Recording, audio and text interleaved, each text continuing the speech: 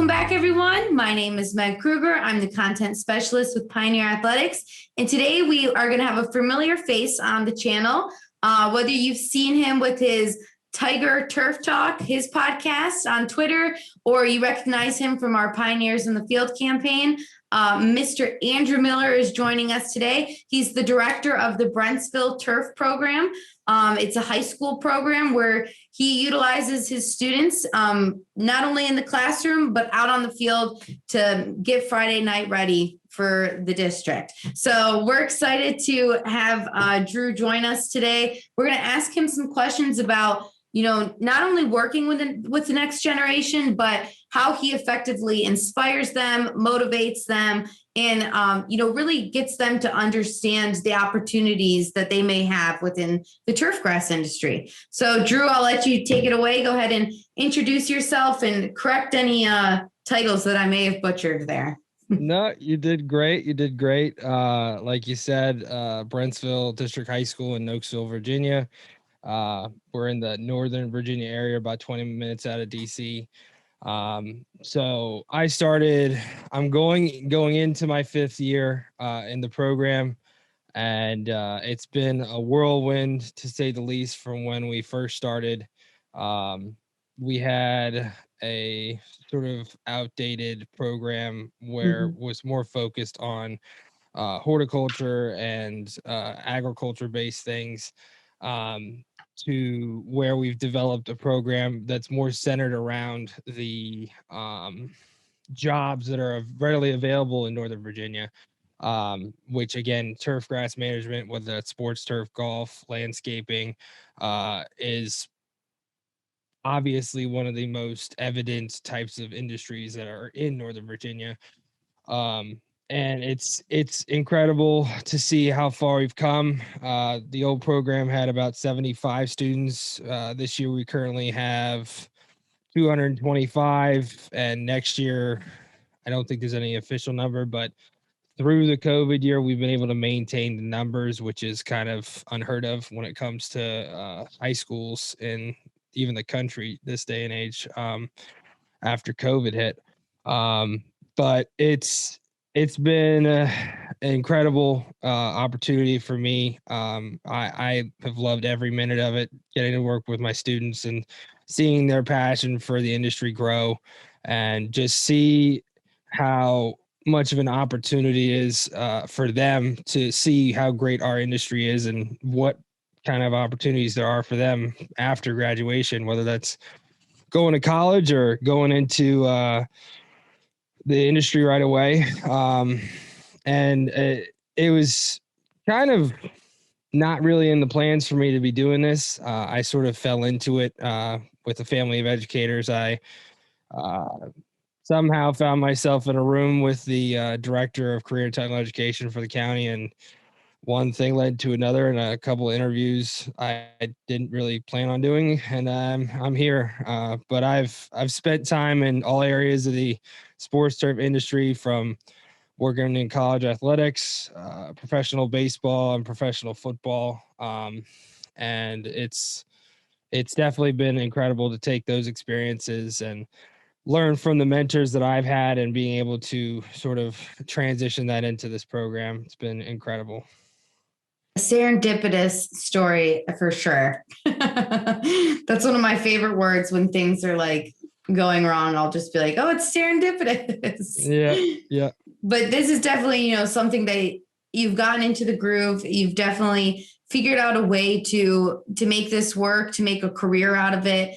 And, I was going to ask the question, I had it written out here, like, how do you advocate for this industry? But just by being, who you are and the program that you've created, that's a huge advocacy for the industry, especially since you're getting in front of these kids, as early as freshmen in high school. So I guess the more appropriate question is, how do you see your advocacy at the high school level impacting our industry? So I think the biggest thing is that even if it's a high schooler, and I mean, you're talking when my kids are fresh out of middle school at the age of 14, I think. I could be wrong. I apologize. I don't pay attention to numbers when it comes to my kids, but um, a lot of kids, I wouldn't say are lost, but they don't really have a great understanding of what's to come, you know? Um, and with my program, a lot of things have become very strategic when it comes to selecting your program for high school. You know, there are different specialty programs in our county, whether it's like plumbing, welding, uh, and then you have your AP classes, your IB, Cambridge, all the specialty programs that we have in our county. You're able to go to different schools if you apply for those programs. And I'm one of those programs. And it's really become like a college type of decision, you know? Um, and having kids have the opportunity to see what we do um, is truly what it takes to be that advocate, you know? Um, being able to show a kid that what we do as sports turf managers is so much more than just I painted a line, you know, or I mowed that grass there, you know. They love doing that. And it's a great opportunity for them. But understanding how much more there is to it. I remember, and it's funny because when I was in college, I always got asked, "Oh, what's your major?" And they're like, I'm like, I can't take it seriously myself when saying it. You know, I'm sitting here saying, "Oh, I'm a turf grass major." You know, I study turf grass. Like, grass? What are you talking about? And I'm like, yeah, man, it's definitely unique, but the opportunities that I've had and the people that I've worked for, it's incredible, you know. When you talk about turf grass managers, you're talking about the baseball stadiums that you go to and watch a game. You know, you're talking about the matches at Wimbledon that are going on this week. You know, it's stuff like that that people don't make the connection of. These are professionals. These are people that are trained. These are people that are um, tenured in an industry that is, again, not well known. You know, a lot of people show up to MLB games like, all right, let's do this. Like, the field's ready, field's good to go, field's impeccable. But no one understands that uh, people like Matt Brown, my former boss, is at the stadium 7 a.m. every day, going in, making sure every single inch of that field is played perfectly for the safety of that player that the organization has invested $80 million in. Um, and it's truly showing my students that opportunity and the position that that holds, you know. Um, like you said on our podcast, we talked with Travis Hogan, and I think this is the best way to put it. And I think a lot of people would benefit from understanding this. Travis Hogan is the first line of defense for the Kansas City Chiefs $500 million investment in Patrick Mahomes. Yes, there are players that will hurt him in the sense of playing the game, but if he's unable to make the cuts safely and make sure that his body can play at full form on their field, that is a result of the hard work, dedication of Travis and his staff, you know. And our students understand that and they take that to heart and they do that in the work that we do on our athletic fields, you know. And it's incredible to see those kids take that sort of moment where they sort of flip the switch and they're like, wow, that's so true. You know, Carly, who's on here, she had an injury. I think it was last year. She tore her ACL, and um, she joined the program this past year. And in turf management class, she learned about how there's such an impact of the actual field and what it plays on an athlete's ability. Um, and specifically, obviously, a lot of research is done on lower extremity injuries when we're talking synthetic and natural. And I'm not going to get into synthetic stuff because we're not going to go there. But having the kids understand that and then becoming advocates for the industry at such a young age, you know, my kids go into this community and they talk about what they've learned. They discuss what they're doing. They discuss what this industry has to offer. And then there are a lot of kids that, again, they take that next step Julie's currently in Pittsburgh working for the Steelers, at college at Virginia Tech. We've got. Well, Drew, that's actually a great point. She's actually ready to come back in, so we'll just bring her right back in. That might be the most seamless way now that you've done the honor of introducing her. Yeah. Here we go. So, Julie, we actually were just talking about you. Mr. Miller was, bragging about how you've gone on to have a pretty prestigious internship. So if you want to tell us a little bit about where you're currently at and maybe where you are hoping to go after this. So right now, I'm just an intern for the Pittsburgh Steelers, and I didn't really know what to expect when coming here because it is the off season. But we also have last week we actually had to put flooring down on a third of the field because there's a orchestra or concert or something like that. So we're still doing stuff on the field. It's just not exactly what I expected we would be doing. But the Steelers will have training camp or mini camp at the stadium or other facilities. So it's similar to the season, just not as much pressure, I guess. And then after this, I'm not really sure because I don't have much experience. My experience really started at Brentsville when I was in high school. And then from there, I did baseball and softball part of spring semester because I was on the grounds crew at Virginia Tech also. And then this is more of my experience with the football, but then again, it's off season. So I'm not really sure where I want to be after this. Mm-hmm. I'm planning to do, because I'm in the 2-year ag tech program at Virginia Tech, but I'm planning to transfer into the 4-year because then it'll kind of give me more time. I can do other internships and figure out what area I like, because Pittsburgh has definitely grown on me, but the city is definitely not for me. Well, that's such a great point. You brought up so many things, and you say that you don't have a ton of experience, but actually the kids coming out of the Brentsville turf program, you guys have such a leg up on a lot of the other, freshmen that are coming into college. And also the unique thing about the turf industry is that, you've already had the opportunity to go into another corner of the world, find out what you like, what you don't like, maybe the city's not for you. So now, maybe next time around with your other internship, what will kind of guide you in a different direction. But I love to see that, you've clearly chosen turf as a possible career or a possible future. And this really is a question for both you and Mr. Miller. Maybe we'll start with Mr. Miller.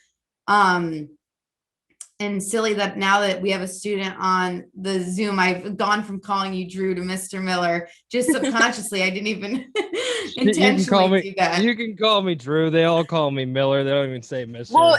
Well, it's actually really funny because when I was talking to Chris, when I first came here, I was like, oh yeah, I was talking about you and I called you Mr. Miller, and he started laughing. And he was funny. Hold on, what did you say?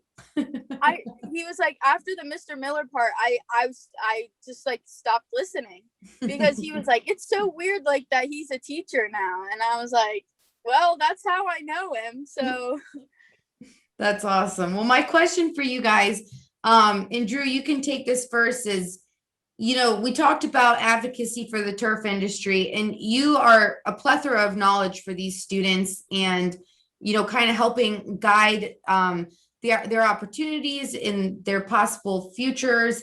But really, what have those conversations looked like with parents? Julie, and just be thinking about this as Drew responds, what did that look like? Because, a lot of high school counselors, this isn't maybe the first thing that they're pushing students to go into at a normal school. But what did those conversations look like with parents or friends to kind of get over that barrier of okay, this is what the industry is. There's a lot of science involved, yada, yada, yada. Drew, take that away because I'm babbling on here. You're fine. So A lot of the conversations that I've had with parents, and it might be the same with Julie. A lot of kids that end up sort of pursuing turf and are interested in what it has to offer, um, they're usually quite unsure about their future. They don't really know what that next step is. They are looking for a purpose. I've got kids. I have got a kid. He's about to buy his first mower. Well, not his first, but he's about to purchase a new mower for his landscape company. Um, and I remember I was talking to his parents and they said, thank you so much for giving him a purpose and being able to advocate for something that he's going to be able to do for the rest of his life.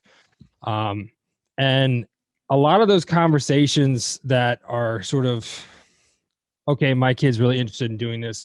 What do we need to know?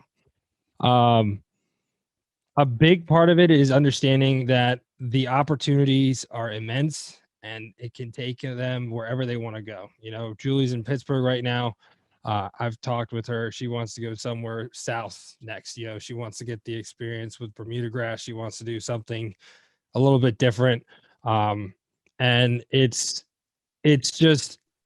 pretty much telling them that there are places where you can go where you're going to be extremely successful. And there are places, if you are looking for your little nook in the world, and that's okay. Like, you're not going to make the big money dollars or anything, but if you want to like have a home where, say, you're living in some podunk town in Louisiana, like that's what you want to do, this will provide that opportunity, whether it's a sports field, golf course, different things.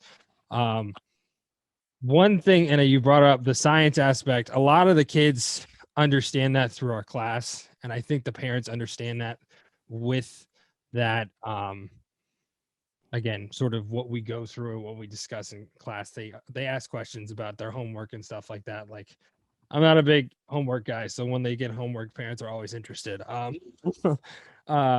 The big thing is that I try my best to make sure that the parents understand what the career opportunity there is and the type of people that they'll be working with. And I keep going back to the podcast because it's been incredible, but they've been able to see that through the discussions we've had with the industry leaders. I had a conversation with a parent. I think she was talking about, trying to think, it might have actually been Chris. It was either Chris or Matt, one of my former bosses. They discussed how they heard, like they noticed, like through our discussion, like the impact that they had on me, and it's truly incredible to see parents make that realization and be, again, passionate about our program and what we do. And maybe their kids do turf or maybe they don't, and I always tell my parents, I want the kids to be happy and I want them to pursue what's going to make them happy. So if they're looking to become an engineer, I'm going to do everything in my power to make sure that they go to the best school for engineering that they can. Again, like I said, we have over 200 students. I don't really think we'll have 189 kids doing turf. It'll be more like the 5 to 6 kids that'll come out and pursue turf. You know what I mean? And I know I'm fairly close with my students' parents. I know Julie's mother very well because of Julie, obviously. And Julie's story is actually really, really cool because she didn't start the class until her junior year. So, again, you were talking about serendipitous, sort of that whole, it sort of fell into place at the time when she started. And again, like having conversation with her mom and her, everything sort of just was a result of Julie's work and just sort of gained that passion for what she does now. She was a horseback rider by trade, and she wanted to do something outside, and she found that through turf, and she's done fantastic work. I mean, Chris has talked highly of her in the short time that he got to work with her. She doesn't know that yet, but and she can talk way more than I can to the story, so I'll let her complete that. Yeah, Julie, I would love to hear, your point of view on really what those conversations looked like. First off, with your parents about, hey, I want to go to college for this? And then also as a student at a, major university, what it looks like when you're telling people, yeah, I'm a turf grass major, or, I'm in this program, or whatever that might look like. How you kind of explain to people what it is that you're going to be pursuing. Yeah. So, how I got into it, I rode horses for like 5 or 6 years, and it was coming up to, we were having to pick our schedules for junior year of high school. And I was like, okay, like I have all my classes filled, but I need like at least one more. And like, I think this was Mr. Miller's, this was after his first year, I'm pretty sure, at Brentsville. And I like, everybody had been in like horticulture classes that I knew, but I was like, I don't know, I don't really hear anything about it.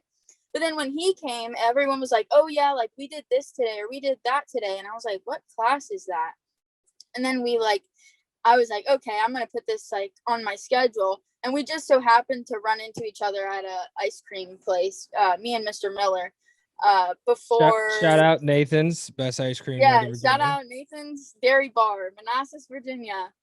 And then I talked to him and he was like, yeah, like I can get you in the class with like the kids in your grade instead of freshmen. And then from there, well, I told my mom, and my mom was like, okay, like my parents are very supportive, like whatever I want to do or whatever makes me happy, they're like, okay, like we're all for it. So I'm very lucky.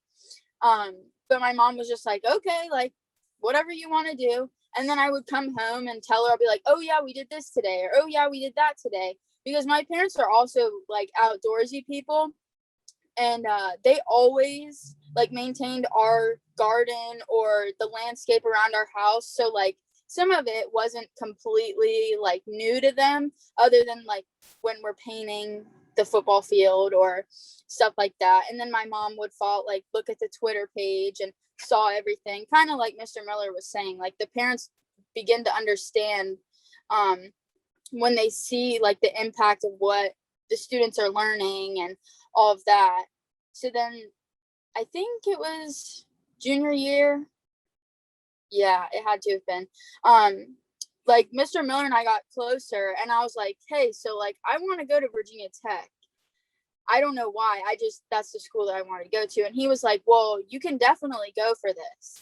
And I was like, okay. And then I'm pretty sure I remember it was like a back to school night or something, and I'd gone with my mom or something, and she told me that she talked to Mr. Miller, and she was like, do you really think that she can do this?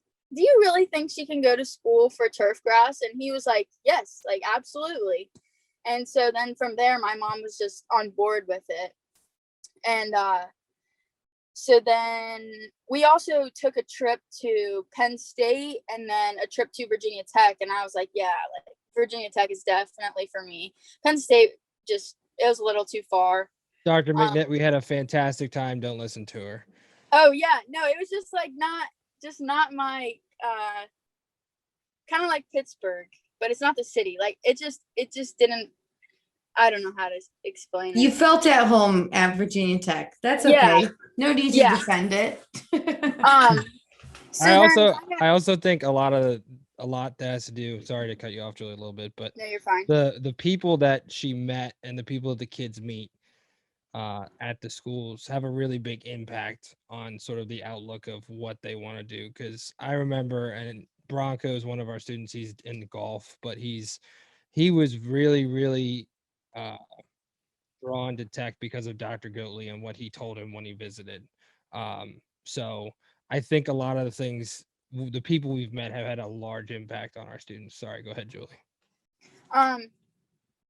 Yeah, the people definitely do. I met with Dr. Goatley and Dr. Sandor before, or when we were doing class selection, and like talking to them, I was like, because I don't really think very far ahead, because like so much can change from like every day that I don't want to, I don't know, it also stresses me out. So like I talked with them, and they were like, we were talking about like in the future and all of that. And it was really like an inspiring conversation with them, because they were like, well, like, you need to think about this, you need to think about this. And the one thing that I remember, like, every day is Dr. Sandor was like, look, what you need to do is you need to write down like 3 goals. He was like, they don't have to be like short-term goals. They can be long-term or anything like that, but just stuff that you want to accomplish. And then every day you look at that and you're like, okay, how much closer am I to accomplishing this?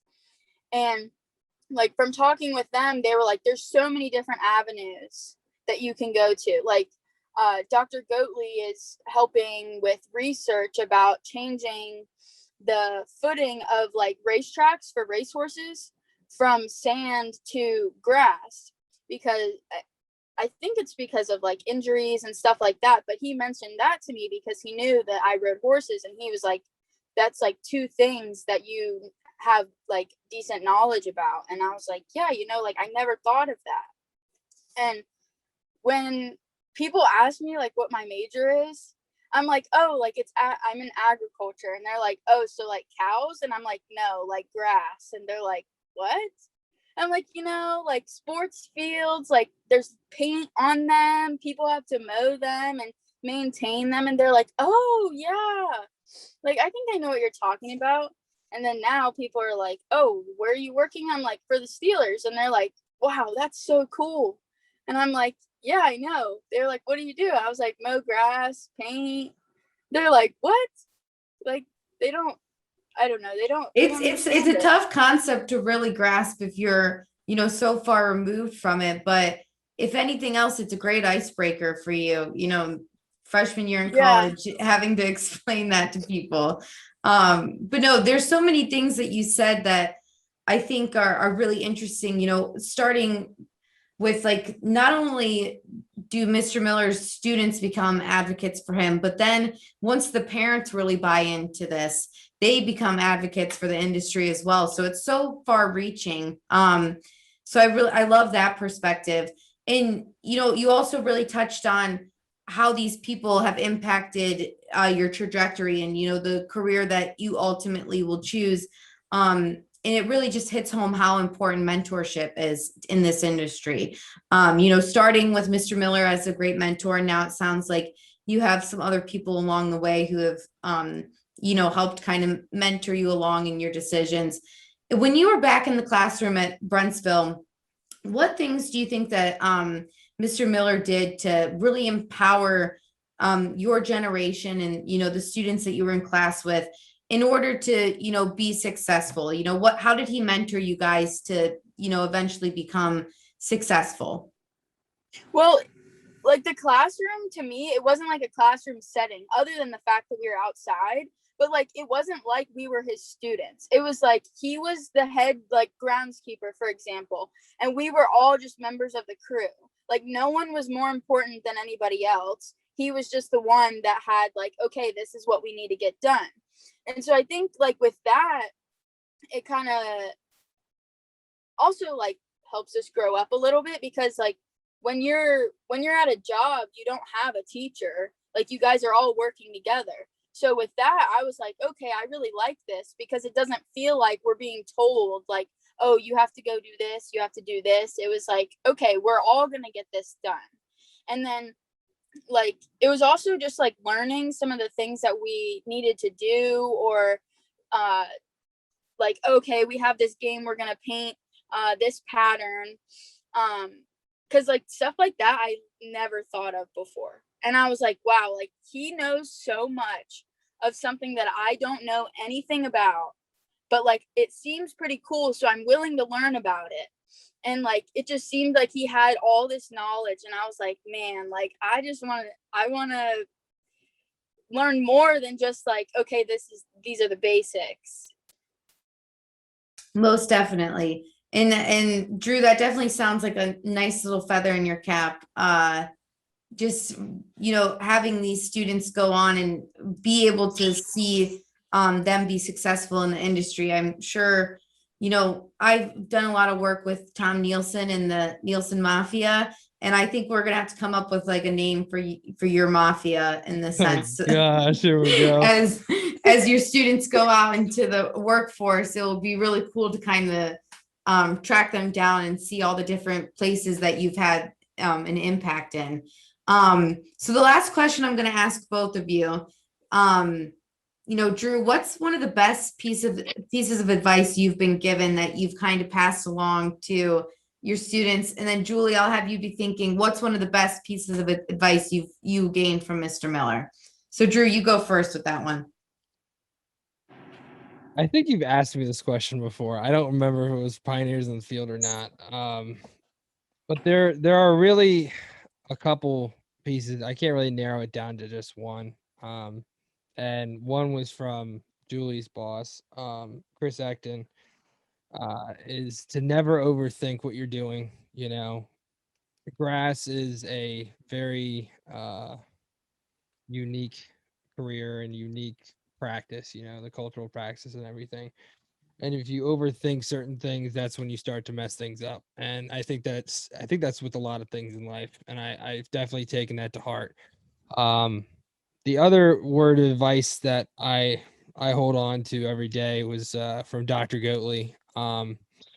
Is that as a sports turf manager and really any turf manager, whether it's golf or sports or even landscape, it's important to understand that you're doing so much more than just taking care of the field or the space that you're in charge of.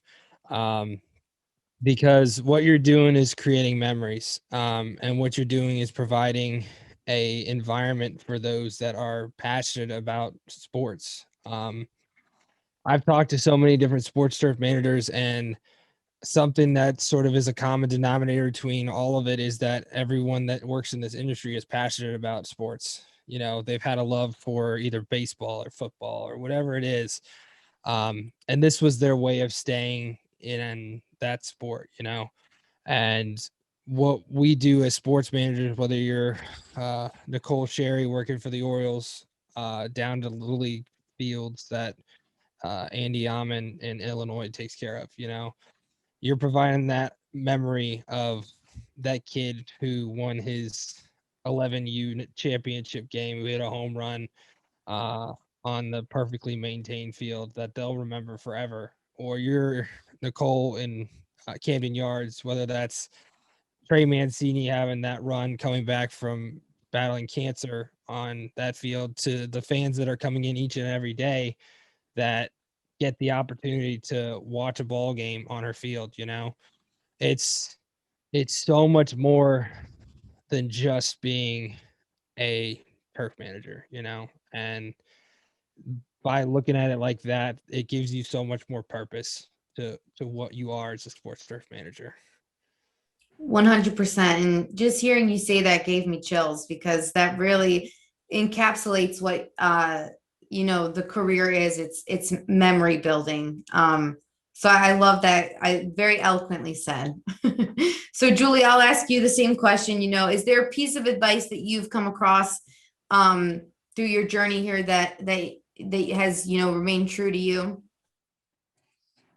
So definitely what Mr. Miller was saying about like the memories, because there's so many people that I have met here, and like even though I haven't known them long, like they've given me good advice too, just like day-to-day advice. So they're like, also they've told me like it's supposed to be fun. It's not all about like, oh, we have to do this, like we just have to work. Like work is allowed to be fun. The people here are like, they're so nice, and they were all so welcoming when I came here. And like I never thought I would be here like 5 years ago or even like 3 years ago, but here I am, and I've met all these like great people. And I know like I would hear Chris or Billy talk about how like they know so many people. They know like all of the NFL people, all the head groundskeepers, because like that's just how the industry is. It's so like close knit that everybody knows everybody. And I think that's pretty cool. I mean, I guess there could be a downside to it, but to me, like that's pretty cool. Like you can literally, like they know the people on the other side of the United States most likely. And like, I don't know.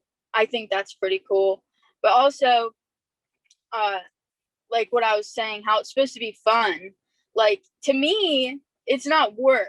like, yeah, we're doing stuff that needs to get done, but like, it doesn't seem like work. It just seems fun.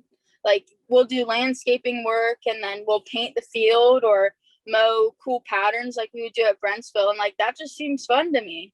Well, I can tell you from my perspective, being somebody that works in the office, it definitely, I'm definitely envious of the lifestyle that you guys chose. So it definitely comes off as fun, hard work and a challenge, but definitely rewarding. So Ethan, I'll let you take it away if you just want to introduce yourself real quickly, and then Carly will have you introduce yourself as well. Yeah, sure. I'm Ethan Rice. I just finished as a junior, so I'm gonna be a senior next year at Brentsville. I'm president of the Brentsville Turf Cabinet. And that's just about everything. Yeah, not as big of a resume as Mr. Miller.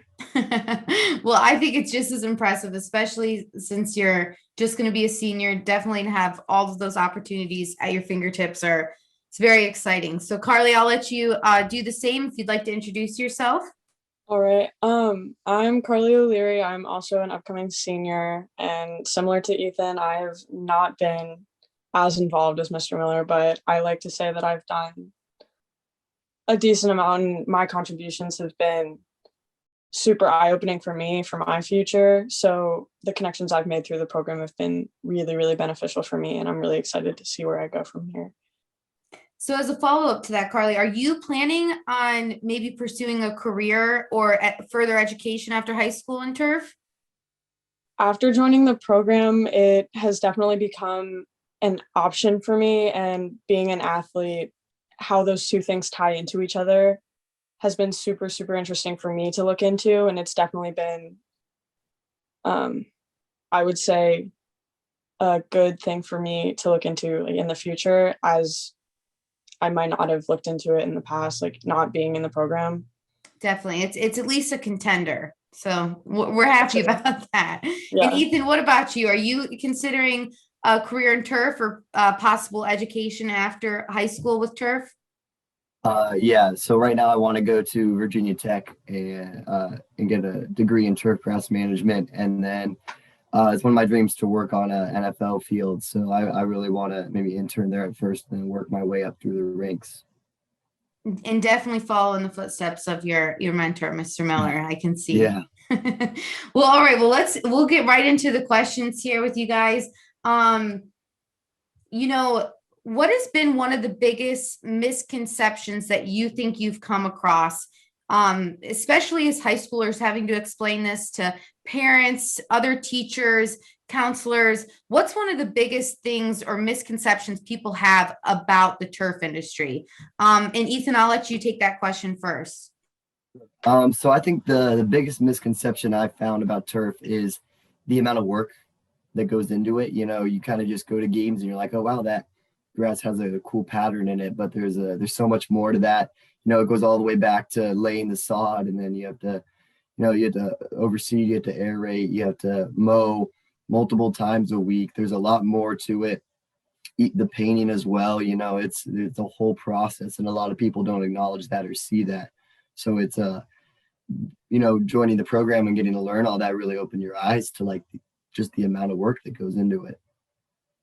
Definitely. It's so it's such a thing when people come to a game on Friday night and they just don't understand what goes into it. But I think something your program is doing is, you guys are documenting throughout the week, you guys out on mowers, then you guys are with the painters and all the different steps that it takes. I think at least for your community, you're kind of bringing that all to the forefront to let people see this is all the work that goes into it. So it's a very cool angle to come from, a very unique perspective for sure.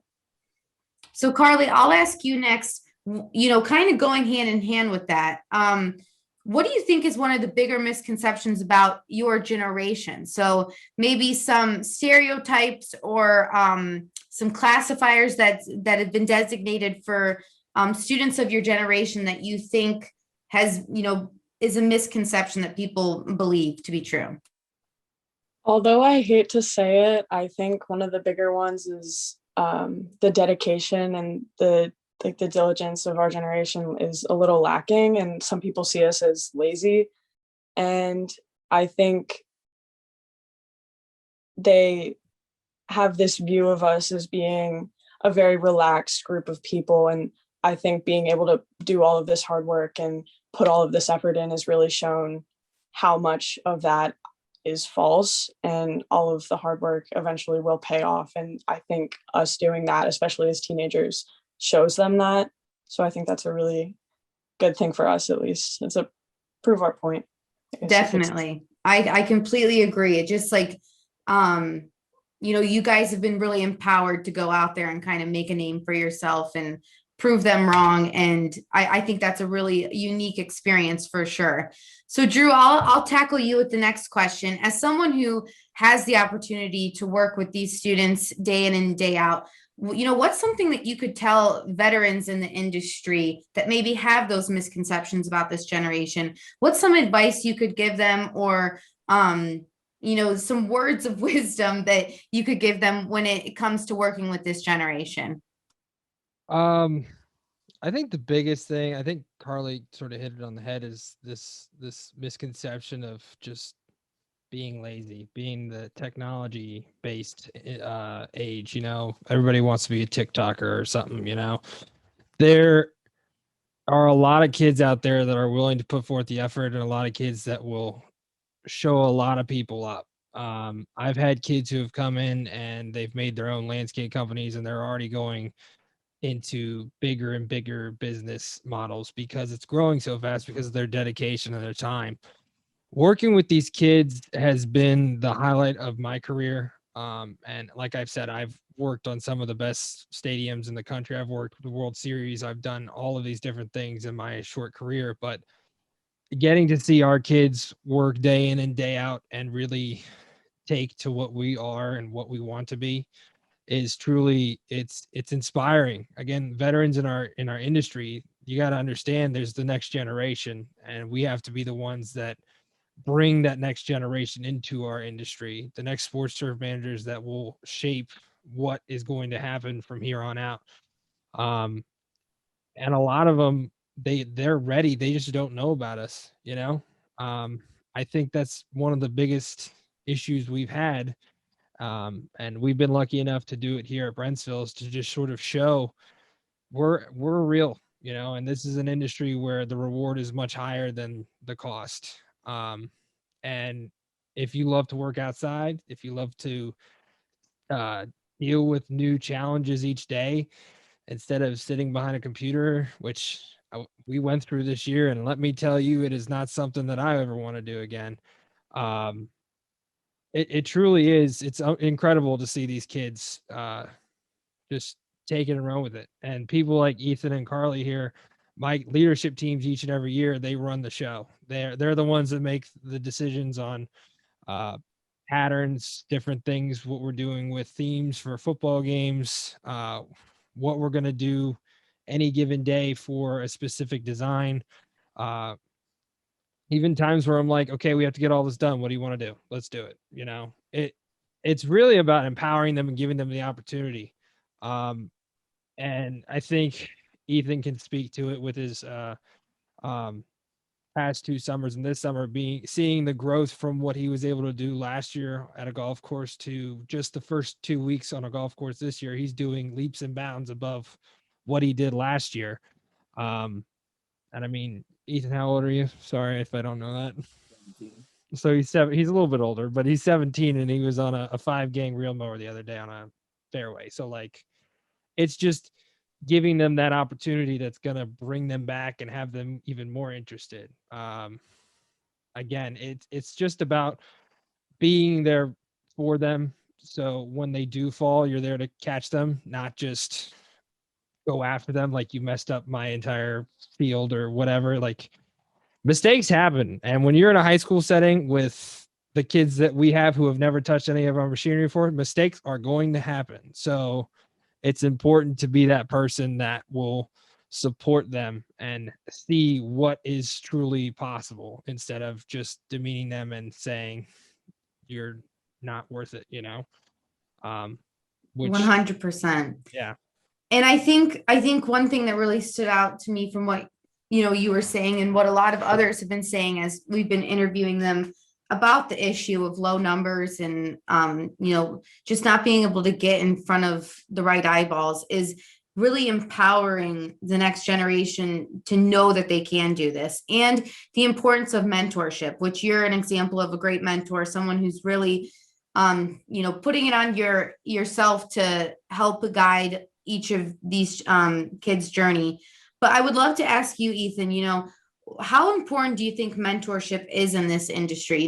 It's not something that it's not a career you're going to learn about from a high school counselor, probably not a parent if they're not involved in the industry, definitely not a career that you're going to see in mainstream. So how important do you think mentorship really is, with that being a factor?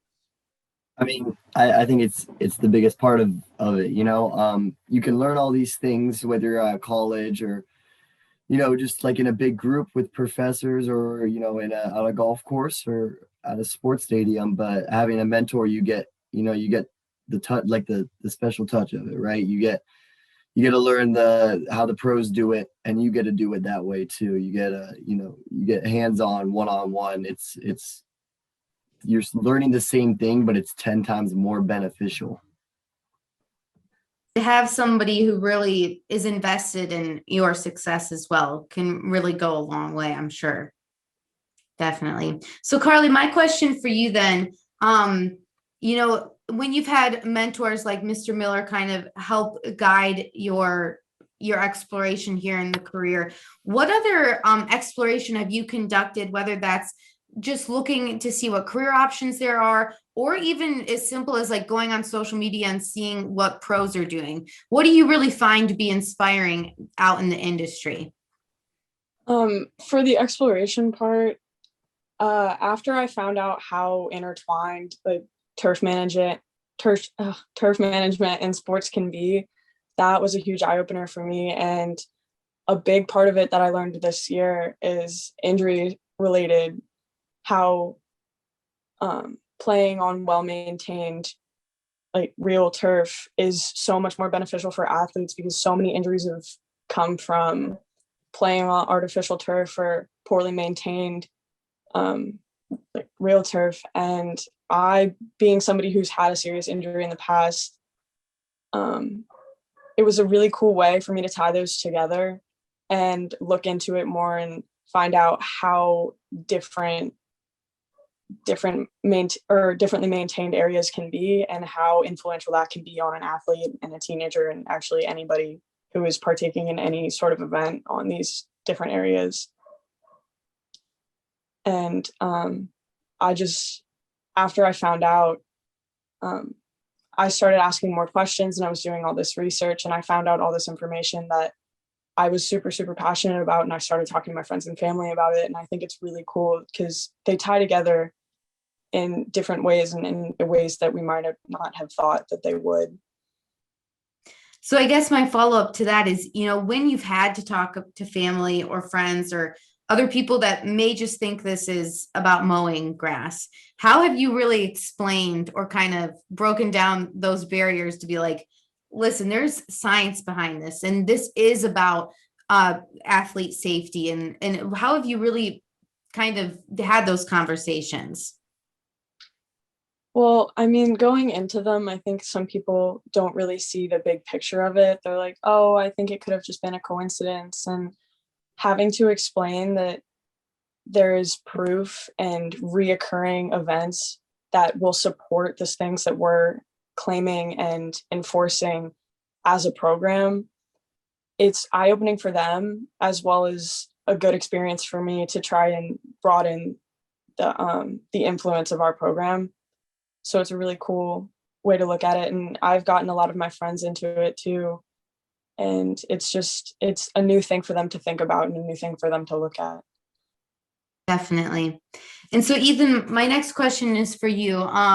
as far as, the program's plans, as you being, the president of the cabinet, I think is what you were calling it. Do you guys have any exciting plans coming up for this year? I know you guys do different themes and things like that, but, is there anything exciting that we could keep our eyes out for? Yeah, we have almost a overwhelming amount of stuff going on. I think I'll just touch on a couple things. Within the school, our football games this year, we've been brainstorming ideas for what to do with the fields, so that's always exciting. And just getting to put all that out on the field is even more exciting. And then this winter, I think we're going to the STMA conference in I think that's in Savannah, yeah, and we're going to the golf course manager association conference, something like that, in San Diego. So those are two big ones that we're super excited about. And then I'm sure we're doing one or two more things, but those are the big things that I can remember. Yeah. Well, that's wild. Well, we will definitely have to connect. I will be at STMA. And I think just having students on the ground at STMA, I think will be eye-opening in itself. Just to learn from you guys and kind of, see what's been effective with your program, what other schools could possibly replicate, and really just showing that there is a serious interest as long as we're reaching out and making those efforts to get people interested. I think that's really exciting. And those sound like some great vacation plans. I wish I had that much traveling in my future. San Diego, that's not a bad gig in January, that's for sure. So Mr. Miller, I'll let you close us out here. I think you've selected some very eloquent students to, speak on the program's behalf, but I would love to hear from you on what kind of the 5-year plan is, or the outlook for the program and what we can really expect to see with many generations to come, we hope for.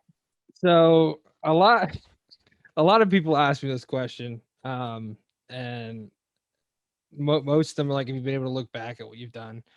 And I think the common denominators, this has been the fastest growth I've seen or been a part of, or really anything that we could have imagined.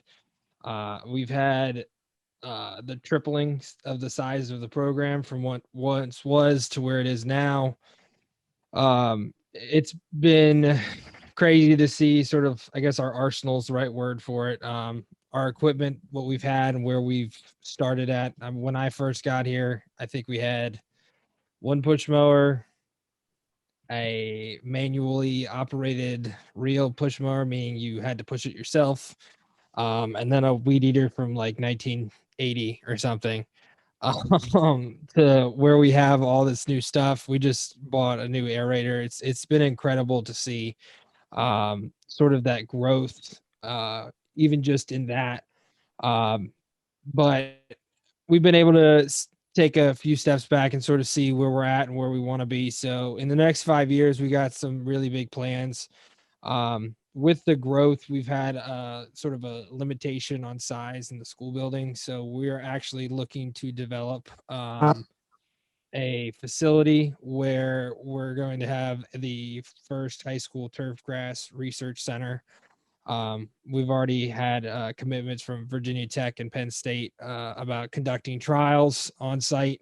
But with the facility, there'll be a storage unit, big storage unit attached to it, where we'll have a workshop in place so that if we are lucky enough to expand our courses into a mechanics class where we're developing the next equipment managers on golf courses or even sports surf.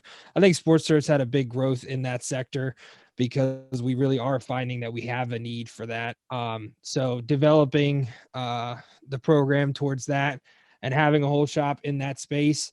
And then a building attached to the seal structure where we'll have a classroom, and a laboratory, a full-fledged laboratory in the facility for those research trials that we'll work with Virginia Tech and Penn State on, and hopefully more.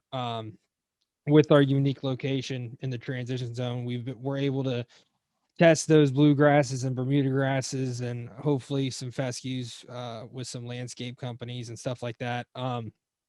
But we want to bring that into the program to really start that growth. That's the big stepping stone. With that facility, we're able to work towards our next couple ideas. We're hoping to add a couple golf holes on grounds to teach that aspect of the industry, while allowing a service, whether it's our golf team or a couple other individuals that are planning to use it. It's a way that we're able to maintain something different and show them that little aspect that we can.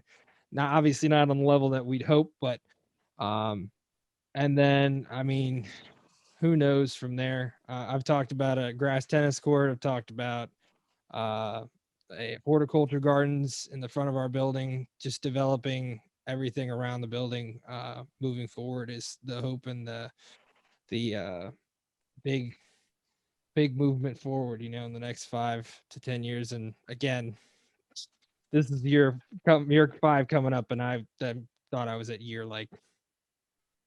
about year 2. I thought was year 5. So we'll see where we're going from here. But and I think just, spreading the word about your program and maybe providing a template for others to replicate. I mean, so we have talked with a bunch of people from all over the country. I've been in contact with schools from California, New York, Georgia, Florida, and there are already some fantastic programs out there.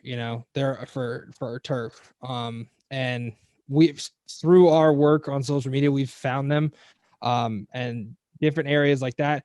So it's definitely an area for growth, but there's already a lot of great people out there that are doing a good job, and we obviously have been very lucky and very I don't know if I'm allowed to say blessed, but for what we have been able to do with the support from administration and from the people at the county level. For us, it's been incredible to see, and incredible to have the backing of them to develop what we're doing.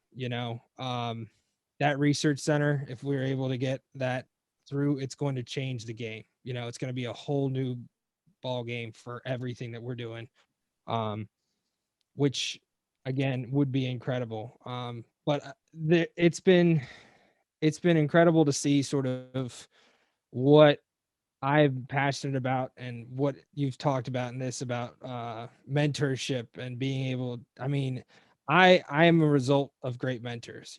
People like Chris Ecton, Matt Brown, Casey Underwood, all of my old bosses. I remember, I and I know Matt was mad about this one, but I remember one day I was dragging the warning track and I somehow didn't notice, but I hit the wall with the drag and I made a big hole about hour and a half before game time. And he never snapped on me. He never showed me that he snapped on me, but he always made me understand that mistakes happen and moving forward, be more aware of it, and people like that who are able to, again, train those who need it.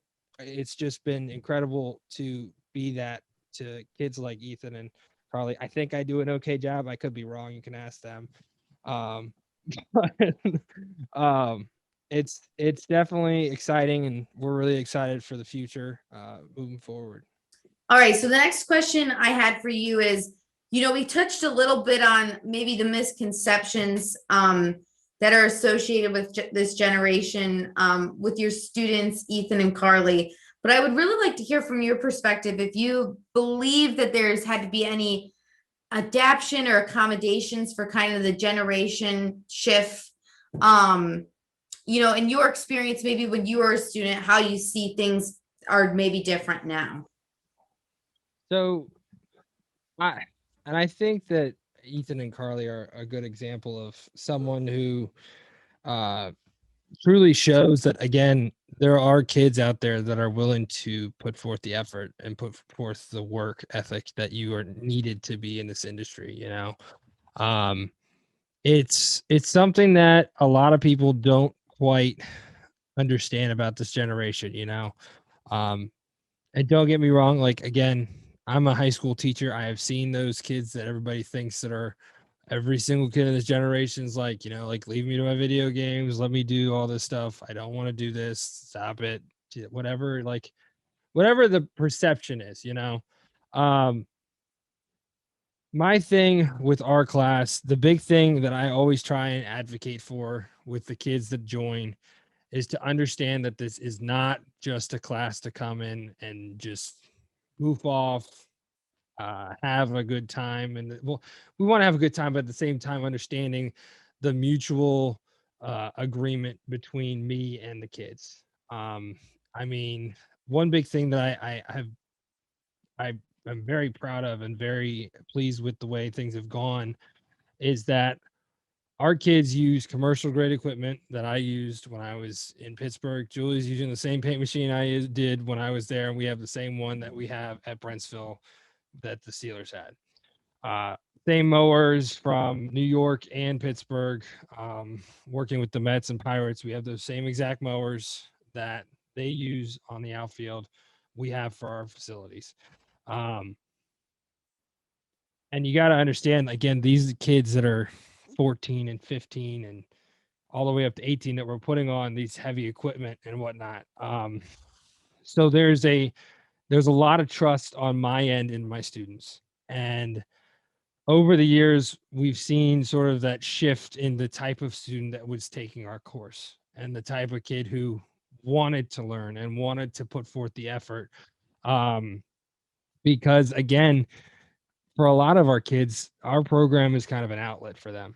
And again, when we talk about finding a passion for it, yes, a lot are not going to do this for a career, but a lot of them really, really enjoy their time in the program because it's something where I think when Julie was talking about it, how it's sort of like a grounds crew. It's that escape from school during school, you know, and um, I think a lot of people don't quite comprehend that those kids, some of them have never been given that opportunity.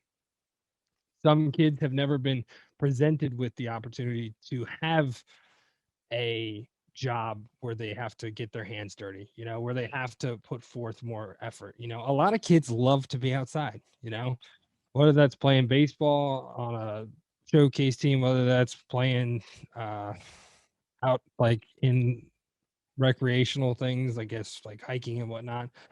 There are a lot of kids that want to spend their time outside and a lot of kids that do put forth the effort, you know. And I think a big thing about what's cool about sports turf is that what we do in our program is we tap that love for sports. You know, we have those kids that are football players at heart and they're going to give everything to football till the end of time. Which unfortunately most of the time is after high school, you know, or after college. But we are able to show them a different side of what they do, and them getting that opportunity to work on the fields and take pride in what we do, it's life changing to some kids, you know.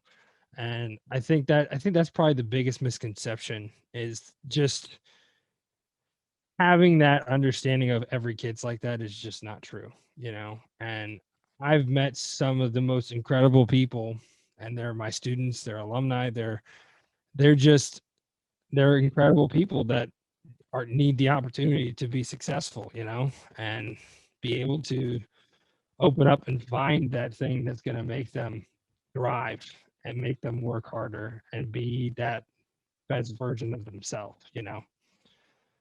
100%. And I think something that we've touched on a lot, and Julie mentioned it, is like fun was definitely being had, but at the end of the week, you guys still have to produce a Friday night stage for the football team or the baseball team or the softball team, whatever have you. So when it gets down to actually taking a gaggle of high school students out of the classroom onto the field, and it's like prom season or something, how are you making sure they stay on task, motivating them, to be a team, to get the job done, and then also nurturing their experience when they do really mess up or they do, make a mistake. How do all of those things kind of come into play on the field?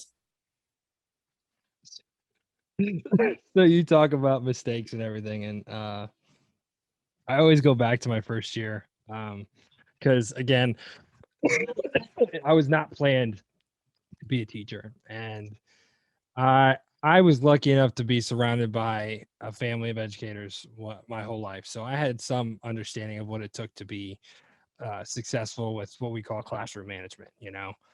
Um, but my first year, and bless his heart, Mr. Cameron is our athletic director, and we work very closely with him.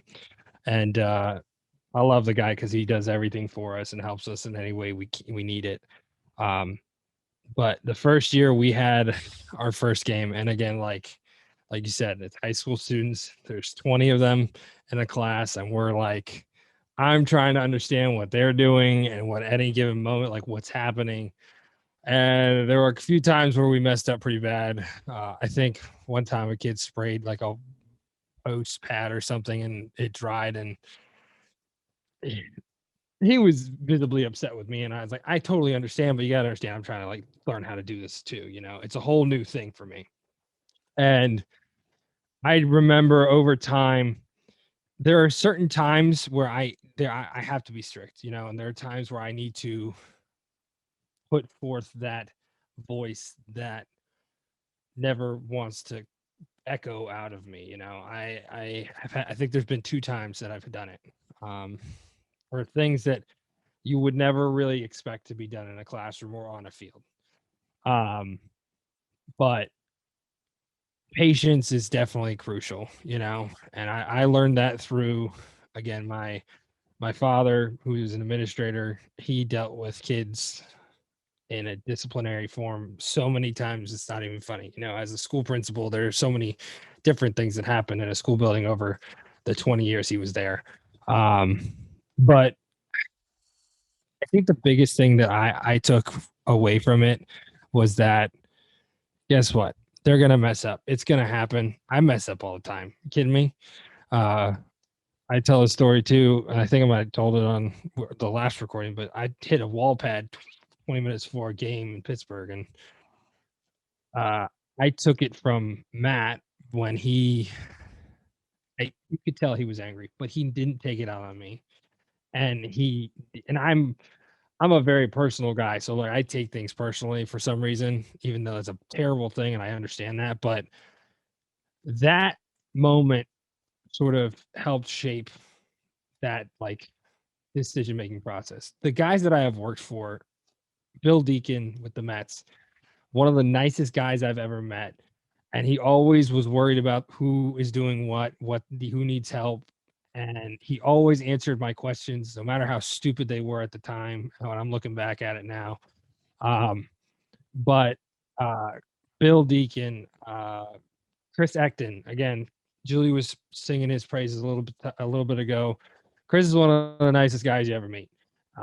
He pretty much welcomed me into his family. I mean, that group was a family. And it was one of the best summers of my life, and being able to learn from those guys with Billy and Andy Lipinski, who's not there anymore, really.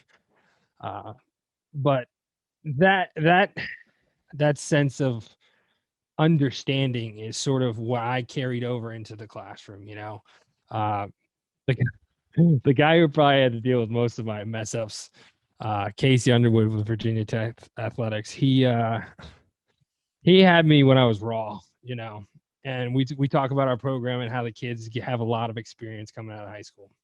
Well, I was a sophomore in college with no experience when I transferred into Virginia Tech, and Casey hired me, and some of the biggest mess ups I've ever had, and never once was I like reamed out. And Casey's like a second father to me, and he always is taking care of my family and always taking care of me, and I love that man for everything he's done for me. And I really have taken what those guys sort of did for me as a mentor and tried to understand everything that I do in my classroom should be following that sort of path, you know. There, like I said, there are times usually when an equipment's involved or something along the lines of someone is putting themselves in danger or someone else in danger, I will get vocal and I will get visibly upset so that I need those kids to understand this can never ever happen again.